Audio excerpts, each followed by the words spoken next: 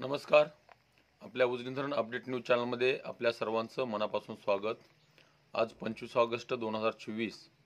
आज सकाळी उजनी धरणाची काय स्थिती आहे, उजनी धरणातून भीमा नदी पात्रात किती पाणी सोडलंय, किती वाढवलंय आणि वीर धरणातून निरा नदीमध्ये किती पाणी येतंय त्याबद्दल आपण सविस्तर माहिती घेणार आहोत. त्याचबरोबर बंडगाणाच्या विसर्गामध्ये किती बदल झाला आहे, किती वाढ झाली आहे याचा आपण सविस्तर माहिती घेणार आहोत.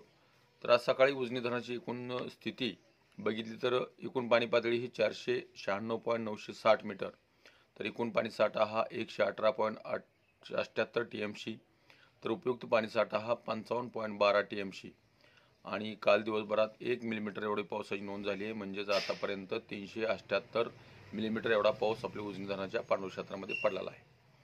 तर दौंडचा विसर्ग आहे तो विसर्गामध्ये सातत्याने वाढ होताना दिसते. पावसाचं वातावरण भरपूर ठिकाणी बऱ्याच धरणाच्या पाणलोट क्षेत्रामध्ये पाऊस पडतोय, त्यामुळं त्या धरणातून नदीपात्रामध्ये विसर्ग सोडण्यात येतोय.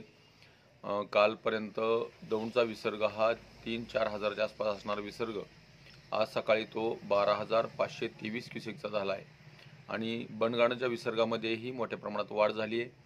काल रात्री 24,416 क्युसेक असणारा विसर्ग आता सध्याला 36,178 एवढा झाला आहे. म्हणजेच उजनीत येणाऱ्या दौंडच्या विसर्गामध्ये दुपारच्या 12पर्यंत आणखी विसर्गामध्ये वाढ होईल आणि उजनी धरणातून भीमा नदीमध्ये जे पाणी सोडलं जात होतं त्या पाण्यामध्येही सातत्याने वाढ होते. काल दुपारी 30,000 क्युसेकचा विसर्ग रात्री 40,000 केला आणि आता सध्याला 50,000 क्युसेकचा विसर्ग सध्याला उजनीतून भीमा नदीमध्ये सोडला जातोय. त्याचबरोबर भीमा नदीमध्ये मिसळणाऱ्या निरा नदीमध्येही वीर धरणातून जो विसर्ग सोडला जातोय त्यामध्येही आणखी वाढ करण्यात आलेली आहे. तो सध्याला 33,809 क्युसेक्स, म्हणजेच भीमा नदीमध्ये उजनीतून 51,600 आणि वीरमधून 33,809 म्हणजे जवळपास 84,000 क्युसेकचा विसर्ग सध्याला भीमा नदीच्या पात्रामध्ये येतोय, मिसळतोय. आणखी त्यामध्ये वाढ होण्याची शक्यता नाकारता येत नाही. बऱ्याच धरणाच्या पाणलोट क्षेत्रामध्ये पाऊस पडतोय. खडकवासला धरणातूनही पाणी सोडण्यात येतंय, त्यामध्ये सातत्याने वाढ होते.